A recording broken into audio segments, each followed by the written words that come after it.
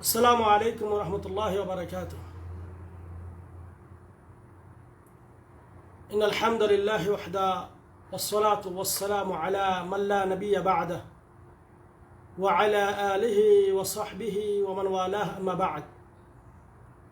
حمد تعريف شكر প্রশংসা আল্লাহ রাব্বুল আলামিনের জন্য, যার বিশেষ মেহেরবানিতে আজকে আমরা কোরআন সুন্নাহ প্রচার ও প্রসার লক্ষ্যে আজকে আমরা আপনাদের সামনে এই লাইভ অনুষ্ঠানে সংযুক্ত হতে পেরেছি। এজন্য আল্লাহ রাব্বুল আলামিনের দরবারে ইলাহিতে অসংখ্য শুকর জ্ঞাপন করে পড়ি আলহামদুলিল্লাহ। সম্মানিত শ্রোতা ও দর্শক মহোদয়, আজকে আমরা আপনাদের সামনে খুব সংক্ষিপ্তাকারে যে বিষয়টি আলোচনা করব সেটি হলো ইবাদতের রকন ও প্রকারসমূহ। আমরা আলহামদুলিল্লাহ অনেক মানুষ তারা ইসলামের রকন জানি, ইমানের রকন জানি, ইহসানের রকন জানি, কিন্তু ইবাদতের রকন কি এটা অনেকের প্রশ্ন করলে অনেকে জানবেন আলহামদুলিল্লাহ, কিন্তু অনেক ভাই হয়তো ভুলে যাবেন। তো সেই জিনিসটি স্মরণ করিয়ে দেওয়ার জন্য আমরা আজকে আপনাদের সামনে এই লাইভ অনুষ্ঠানের মাধ্যমে ইসলামের এই আদর্শটি, ইসলামের এই মূল টেক্সটটি, ইসলামের ইবাদতের এই মূল বিষয়টি জানিয়ে দেওয়ার চেষ্টা করব ইনশাআল্লাহ তাআলা। সম্মানিত ভাইরা, আমি জানি আল্লাহ রাব্বুল আলামিন আপনাকে আমাকে সৃষ্টি করেছেন একমাত্র তাঁর দাসত্ব করার জন্য, ইবাদত করার জন্য, একত্ববাদকে প্রতিষ্ঠিত করার জন্য। সম্মানিত বন্ধুগণ, আল্লাহ রাব্বুল আলামিন কোরআনুল কারীমে এজন্য একটি আয়াত, সূরা জারিয়াত 56 নম্বর আয়াতে আল্লাহ বলছেন, ওমা খালাকতুল জিন্না ওয়াল ইনসা ইল্লা লিয়াবুদুন, আমি জিন ও ইনসানকে সৃষ্টি করেছি একমাত্র আমার ইবাদত করার জন্য, একমাত্র আমার দাসত্ব করার জন্য। সেই ইবাদত কি জিনিস আমরা অনেক ভাই জানি, তবে সুন্দর একটি ডিসক্রিপশন, সুন্দর একটি বর্ণনা দিয়েছেন শেখুল ইসলাম ইবনে তাইমিয়া রাহিমাহুল্লাহ। তিনি বলেছেন যে আল ইবাদা ইসমুন জামি' লিকুল্লি মা ইউহিব্বুহুল্লাহ ওয়া ইয়ারদা মিনাল আকওয়াল ওয়াল আ'মাল আয-যাহিরা ওয়াল বাতিনা, অর্থাৎ প্রতিটি কথা ও কাজ, যেই কথা বললে, যে কাজ করলে আল্লাহ রাব্বুল আলামিন ভালোবাসেন, সন্তুষ্ট হন, রাজি হন, মুহাব্বত করেন, এটাকেই বলা হয় মূলত কি ইবাদত। আর এই ইবাদত হলো মূলত, ইবাদত শব্দটার মূল অর্থ হলো আযুল। যুল মানে নত জানু হওয়া, নত জানু স্বীকার করা, এক কথা আল্লাহ রাব্বুল আলামিনের সামনে নিজেকে স্যালেন্ডার করা, নিজেকে সুপর্দ করা, এটা হলো কি ইবাদত। আমরা যেমন জানি নামাজের ইবাদত, নামাজের রকন 14টি, উজুর রকন বা ফরজ কাজ, রকন বলতে ফরজ কাজ বা খুঁটি, এরকম করে 6টি। অনুরূপভাবে এই আপনার আমার জানতে হবে যে ইবাদতেরও এরকম রকন বা খুঁটি আছে। কি কি বলুন দেখি কি কি? 1 নম্বর খুঁটি হলো আল হুব্বু লিল্লাহ, অর্থাৎ মুহাব্বতুল্লাহ, আল্লাহ রাব্বুল আলামিনকে মুহাব্বত করা, আল্লাহ রাব্বুল আলামিনকে ভালোবাসা। আল মুহাব্বা যেটাকে বলা হয়, মুহাব্বা মানে ভালোবাসা। আমি আল্লাহর ইবাদত করব আল্লাহকে ভালোবেসে, আল্লাহকে মুহাব্বত করে। আল্লাহ রাব্বুল আলামিন এজন্য আল্লাহর ভালোবাসার কথা উল্লেখ করেছেন, এবং আল্লাহ রাব্বুল আলামিনের ভালোবাসা পেতে হলে কি করতে হবে সে কথাও আল্লাহ রাব্বুল আলামিন উল্লেখ করেছেন। আল্লাহ বলেন সূরা আলে ইমরান 31 নম্বর আয়াতে আল্লাহ বলছেন, কুল ইন কুনতুম তুহিব্বুনাল্লাহ, বলুন আপনি যদি আল্লাহর ভালোবাসা পেতে চান, ফাত্তাবিউনি, ইউহিব্বুকুমুল্লাহ, তাহলে নবী মুহাম্মদ সাল্লাল্লাহু আলাইহি ওয়াসাল্লামের আনুগত্য করুন, ফলে ইউহিব্বুকুমুল্লাহ, আল্লাহ রাব্বুল আলামিন আপনাকে ভালোবাসবেন। ওয়া ইয়াগফির লাকুম যুনুবাকুম, আল্লাহ আপনার আমার গুনাহ খাতা মাফ করবেন।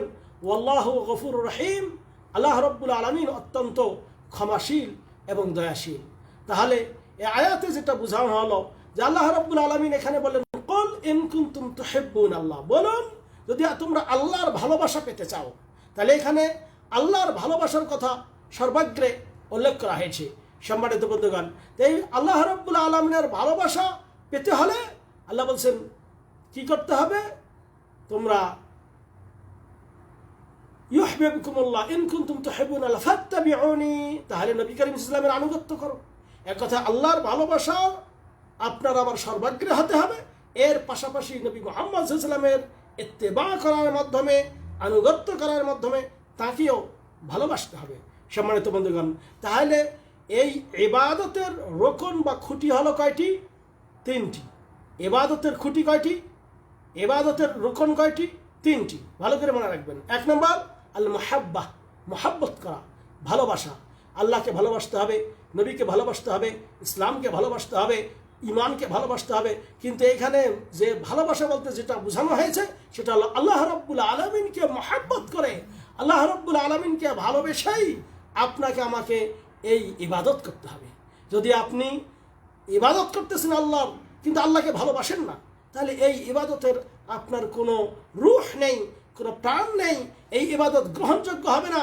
কারণ এই ইবাদতের খুঁটি যেটা, মূল স্তম্ভ যেটা, সেই স্তম্ভটাই আপনার মধ্যে বিরল নেই।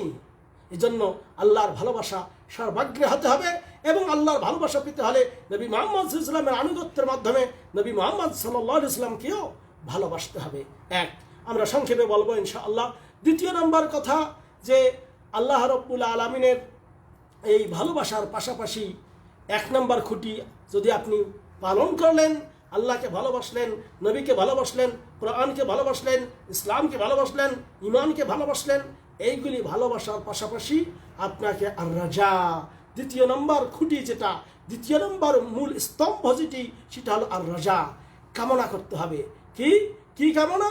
যে আল্লাহ রাব্বুল আলামিনের ইবাদত করলে আল্লাহ রাব্বুল আলামিন আমাকে জান্নাত দেবেন, আল্লাহ রাব্বুল আলামিন আমাকে ভালোবাসবেন, আল্লাহ রাব্বুল আলামিন দয়া করে তিনি জান্নাত আমাদের নসিব করবেন।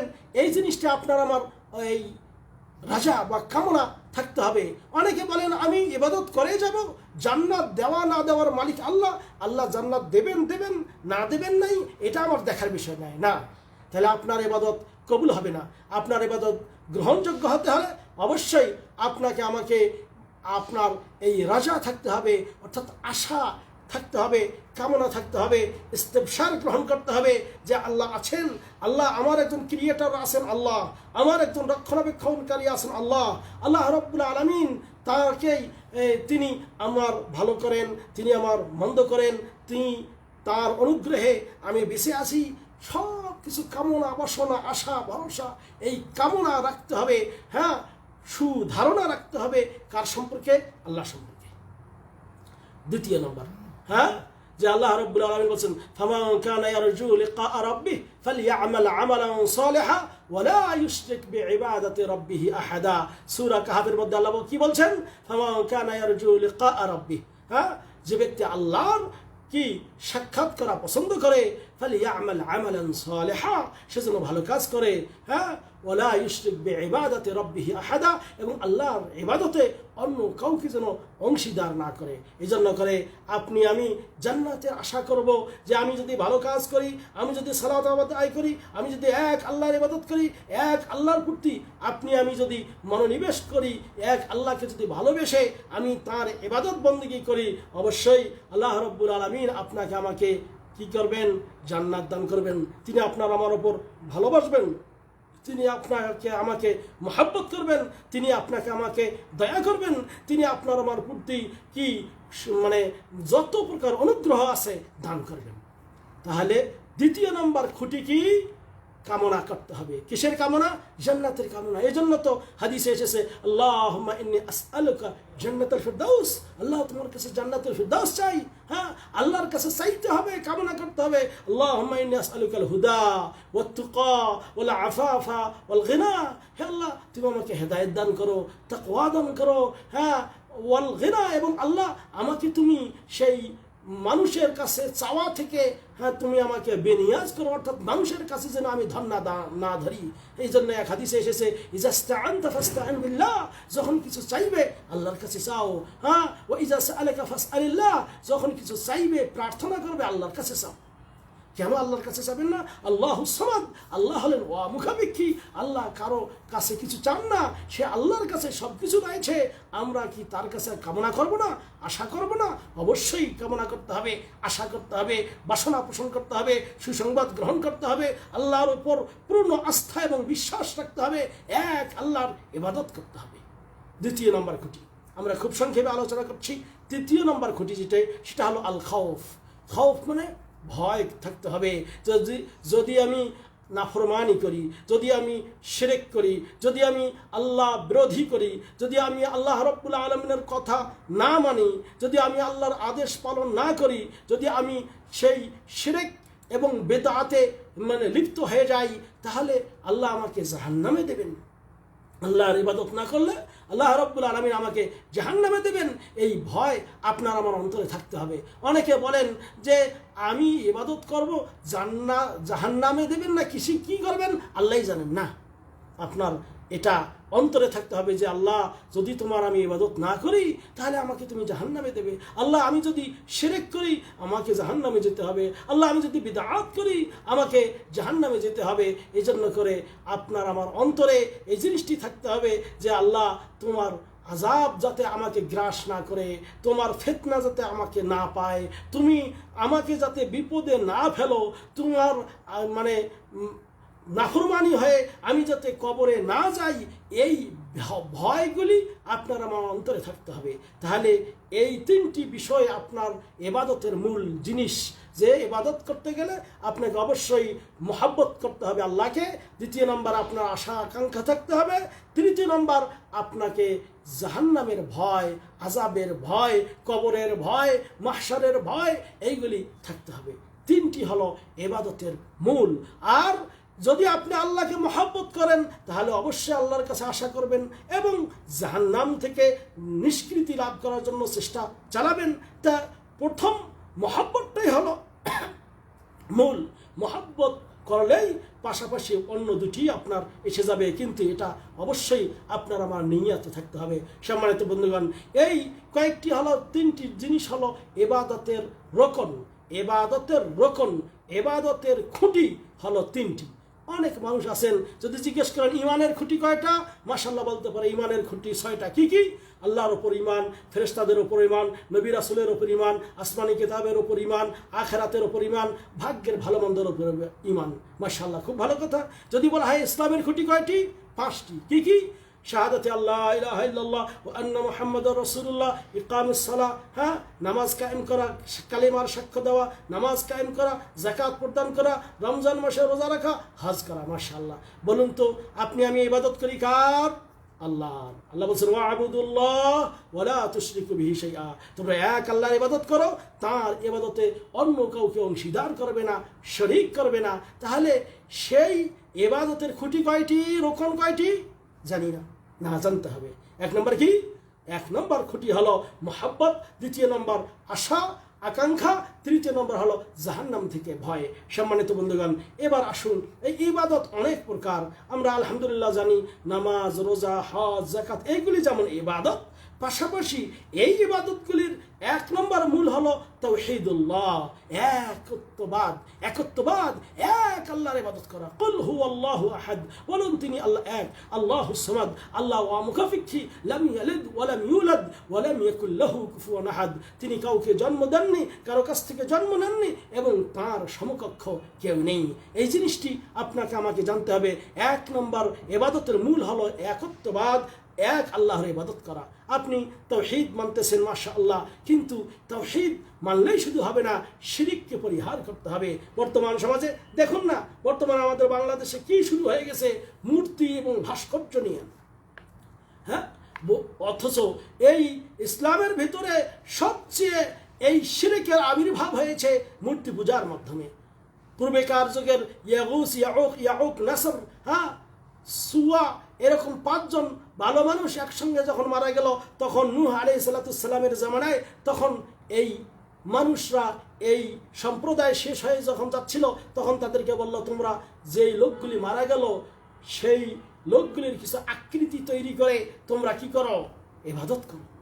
মানে ইবাদত করতে পারেন নাই, সরি, তোমরা সেইগুলি তাদের আকৃতিগুলি দেখে দেখে তাদের ইবাদতের কথা তোমাদের মনে পড়বে।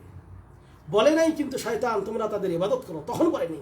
ফালাম্মা যাহাবা হাযাল জাল, যখন এই সম্প্রদায় শেষ হয়ে গেছে, পরবর্তী নেক্সট জেনারেশন যখন আসছে, তখনই ইবনে আব্বাস থেকে বর্ণিত সহিহ বুখারীতে রয়েছে, তখনই শয়তান তাদের কাছে এসে বলল যে, দেখো এই যে মূর্তিগুলি দেখছো না, এইগুলির তোমাদের বাপদাদারা এদের ওসিলা দিয়ে কামনা করত। তখন তাদের ওসিলা দেওয়া শুরু হলো। পরবর্তী জেনারেশন যখন আসলো, তারা তখন তাদেরকেই সিজদা দেওয়া শুরু করলো। তো এই যে মূর্তি তৈরি করেছিল প্রথমে, সেই মূর্তিগুলি শুধু ভাস্কর্য তৈরি করেছিল, তাদের আকৃতি তৈরি করেছিল, করার ফলে পরবর্তীতে সেই জামানায় ইবাদত করা হয় নাই, অনেক পরবর্তী জামানায় এসে তাদের ইবাদত করা শুরু হয়ে গেছে। আমাদের সমাজে এখন বড় যে মাশাআল্লাহ আমাদের দেশের স্বাধীনতার জন্য প্রচেষ্টা চালিয়ে নিয়ে এসেছিলেন শেখ মুজিবুর রহমান, আল্লাহ তার উপর রহমত নাজিল করুক, তার গোনা খাতা মাফ করুক, আমরা দোয়া করি। কিন্তু তিনি কি বলে গিয়েছেন আমার তোমরা এরকম আকৃতি তৈরি করে মরে মরে রাখবে না? এইগুলি ঠিক না। হ্যাঁ, ভাস্কর্যের মধ্যে কিছু এমন রয়েছে যেগুলি আপনি আমি শোভাবর্ধন করার জন্য তৈরি করতে পারেন, যেগুলির প্রাণ নাই সেগুলি করেন। কোরআনের ভাস্কর্য তৈরি করে রাখেন, বাংলাদেশের পতাকার ভাস্কর্য তৈরি করে বিভিন্ন জায়গায় দেন, সুন্দর, হ্যাঁ, মানে টেক্সট দিয়ে বিভিন্নভাবে তৈরি করে আপনারা রাখুন, তাতে কোনো সমস্যা নেই। কিন্তু যিনি মারা গিয়েছেন তিনি তো এই কথা বলে যাননি। হ্যাঁ, আপনি ভাস্কর্য তৈরি তার নামে না করে, অসংখ্য অগণিত জায়গা রয়েছে যেখানে মসজিদ নাই, আপনি মসজিদ তৈরি করে দেন, প্রত্যেকটা মসজিদের নাম রাখেন শেখ মুজিবুর রহমান মসজিদ, কোনো অসুবিধা নাই। রাহিমাহুল্লাহ, আল্লাহ তার ওপর যতদিন এই মসজিদ থাকবে, এখানে সালাত আদায় করবে, অতদিন তিনি কবরে বসে বসেও এর সওয়াব পাবেন। আপনার যদি মূল উদ্দেশ্য হয় আমার বাবাকে যাতে স্মরণ করে, মাননীয় প্রধানমন্ত্রী আপনাকে বলছি, আপনি তাহলে কেন এই কাজটি করছেন না? আপনি ওই বিভিন্ন আপনার বাবার নামে বিভিন্ন জায়গায় মসজিদ তৈরি করেন, মাদ্রাসা করেন, হসপিটাল তৈরি করে দেন, কোনো সমস্যা নেই। কিন্তু কে যে আপনাকে কোন বুদ্ধি দিল, কোন বুদ্ধি নিয়ে আপনি কি কাজে করছেন, এরকম মূর্তি তৈরি করছেন, আপনি জানেন কি এর আযাব কত বড় কঠিন? কিয়ামতের দিন আল্লাহ রাব্বুল আলামিন বলবেন, তুমি দাও, এর মধ্যে প্রাণ দাও। এই যে মূর্তি তৈরি করেছিলে, প্রাণ দাও, দেওয়ার ক্ষমতা আছে? নেই। আসলে এই ইসলামের ভিতরে, ইসলামের মধ্যে শিরিক ছিল না, শিরিকের মূল থিম চলে এসেছে এই সমস্ত ভাস্কর্যর ইত্যাদি মানবের তৈরি, মানে মানুষের আকৃতি তৈরি করে, এইগুলির মাধ্যমে সমাজে এই শিরিকের আবির্ভাব হয়েছে। তা ইবাদতের মূল টেক্সট হলো আপনাকে এক আল্লাহর ইবাদত করতে হবে, শিরিক থাকা যাবে না, মুসলমানের রক্তের মধ্যে থাকতে হবে। আমি তাওহীদকে বিশ্বাস করি, এক আল্লাহ বিশ্বাস করি, আমি আশহাদু আল্লাহ ইলাহা ইল্লাল্লাহ পড়েছি। যেই মূর্তি আমি আমার নবী সাল্লাল্লাহু আলাইহি ওয়াসাল্লাম তিনি ভেঙে ফেলেছিলেন, মক্কার মধ্যে মূর্তি ভেঙে ফেলেছিলেন কে? রাসূলুল্লাহ সাল্লাল্লাহু আলাইহি ওয়াসাল্লাম। কাবা ঘরের ভেতরে মূর্তি ছিল, বের করে দিয়েছেন। এই জন্য করে হ্যাঁ, বেধর্মীরা তাদের ইবাদতখানায় ইবাদত করে, সেটা আপনাকে ভাঙতে বলছি না, সেটা ভাঙার প্রয়োজন নেই। কিন্তু আপনি মুসলমান বিশ্বাসী হয়ে এরকম করে বিভিন্ন জায়গায় মূর্তি তৈরি করে কি ফায়দা পাবেন? লাভটা কি? ওই পাখিরা এসে তার মাথায় পায়খানা করে দেবে, এটাই কি লাভ? না, এটা তো মূল উদ্দেশ্য না। মূল উদ্দেশ্য হবে তার মানে তার রূহ যাতে প্রশান্তি লাভ করে, আর প্রশান্তি লাভ করবে যখনই এক আল্লাহর ইবাদত করবেন, শিরিক থেকে আপনি বাঁচবেন। আর আপনি যদি এই শিরিকের এইরকম প্রথা চালু করে যান, হয়তো এই জামানার লোক এই শেখ মুজিবুর রহমান রাহিমাহুল্লাহ তার কোনো কি করবে না, তার কোনো ইবাদত করবে না। কিন্তু এমনও জামানত হয়তো আসতে পারে পরবর্তী অনেক কাল পরে আমরা যখন চলে যাব তখন হয়তো ওই মূর্তিকে কেউ পূজা করবে, আর এই শিরকের গুনাহ আপনার কবরে যেতেই থাকবে, আপনার বাবার কবরেও যেতে থাকবে। কিন্তু হ্যাঁ, আপনি যেহেতু এর উদ্যোক্তা, আপনার এর দায়িত্ব ভার গ্রহণ করতে হবে। আর মনে রাখবেন, এই যে বাংলাদেশের অসংখ্য অগণিত মুসলমান, তাদের ট্যাক্সের টাকায় আপনি এই যে মূর্তিগুলি তৈরি করছেন, এর একটা জবাব আপনাকে দিতে হবে কিয়ামতের দিন। আপনি যেই একটা অন্যায় করলেন, এই অন্যায়ের একটা হিসাব আল্লাহর কাছে দিতে হবে।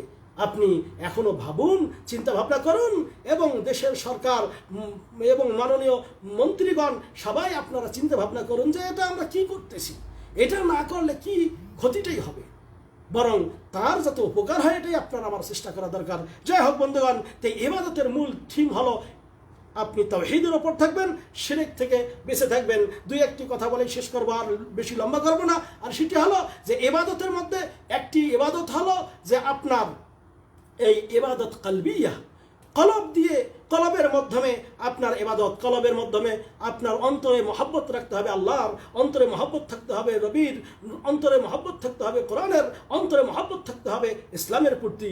এবং এই নিয়ত, অন্তরের মধ্যে আপনার নিয়তকে পরিশুদ্ধ করতে হবে। এটাকে বলা হয় পরিশুদ্ধ নিয়ত, ইখলাসের সাথে ইবাদত করা। এটাই শিরক থেকে দূরে থাকা, লৌকিকতা থেকে দূরে থাকা। এটাই হলো ইবাদতে কলবিয়া।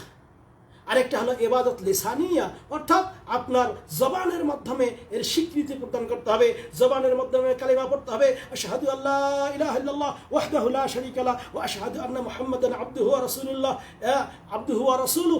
এরপর কোরআন পড়তে হবে জবান দিয়ে, জিকির আজকার করতে হবে জবান দিয়ে। এইগুলি হলো আপনার ইবাদত লিসানিয়া, হ্যাঁ, জবান দিয়ে ইবাদত করা। অনুরূপভাবে আরেকটি ইবাদত হলো, সেটা হলো ইবাদত বাদানিয়া, শারীরিক ইবাদত করতে হবে। সেটা হলো সালাত আদায় করা, হ্যাঁ, তারপর হজ করা, যাকাত দিয়ে মানে সিয়াম পালন করা, তারপর যাবতীয় প্রকার ইবাদত, আপনার শারীরিক ইবাদত যেগুলি রয়েছে এইগুলি পালন করতে হবে। এবং আরেকটি হলো ইবাদা মালিয়া, অর্থাৎ মালের মাধ্যমে ইবাদত করতে হবে আল্লাহর। আর সেটা হলো কি, এই মালের মাধ্যমে যাকাত প্রদান করা এবং হজ করা, এই দান সদকা খয়রাত করা, এইগুলি ইবাদত মালিয়া। তবে মনে রাখবেন, যত প্রকার ইবাদত আছে, এই ইবাদতগুলির মধ্যে কলব এর পরিশুদ্ধতা অবশ্যই আপনার আমার প্রায়োরিটি পাবে। এবং নিয়তকে পরিশুদ্ধ করতে হবে, অন্তর দিয়ে কালেমার প্রতি আপনার আস্থা এবং বিশ্বাস রাখতে হবে, এবং সাথে সাথে তাওয়াক্কুল করা, ভরসা করা, হ্যাঁ, সাহায্য প্রার্থনা করা, সাহায্য কামনা করা, কিছু চাওয়া, সব কিছু হতে হবে আল্লাহর জন্য। আল্লাহ বলছেন ওয়াবুদুল্লাহ ওয়ালা তুশরিকু বিহি শাইআ, এক আল্লাহর ইবাদত করো, এই সেই আল্লাহর সঙ্গে অন্য কাউকে শরীক করবে না। আসুন আমরা এই ইবাদতগুলি জানি এবং এর অনুযায়ী আমল করার চেষ্টা করি। আল্লাহ রাব্বুল আলামিন এই তৌফিক যেন আমাদের সবাইকে দান করুন, আমিন। এবং যে সমস্ত ভাইয়েরা এই লাইভ প্রোগ্রামের ব্যবস্থা করছেন, আল্লাহ তাদের মঙ্গল করুক এবং আপনার আমার কল্যাণ করুক। আল্লাহ রাব্বুল আলামিন আমাদেরকে যেন কোরআন এবং সহি হাদিস মেনে নিজেদের আমলকে পরিশুদ্ধ করার তৌফিক দান করেন। এবং বিশেষ করে আমাদের এই হোসাইন মাস্টার ভাই, তাঁর মাধ্যমে যে আমরা কোরআন এবং সহি সুন্নাহর প্রচার, এরকম যে এর মাধ্যমে যে এই আমরা ভিডিওগুলি চালাচ্ছি, মানে এই লাইভ অনুষ্ঠান করছি, আল্লাহ যেন তাকেও উত্তম বদলা দান করেন, আপনাকে আমাকে দিনের ওপর কায়েম ও দায়েম রাখেন। ইনশাআল্লাহ প্রতি মঙ্গলবার আমরা চেষ্টা করব এই লাইভ অনুষ্ঠানে কিছু বলার। আল্লাহ রব্বুল আলামিন যেন আমাদের সকলের ঈমানকে তাজা করেন, আমিন। ওয়া সাল্লাল্লাহু আলা নবিয়িনা মুহাম্মদ। ওয়াসসালামু আলাইকুম ওয়া রাহমাতুল্লাহি ওয়া বারাকাতুহু।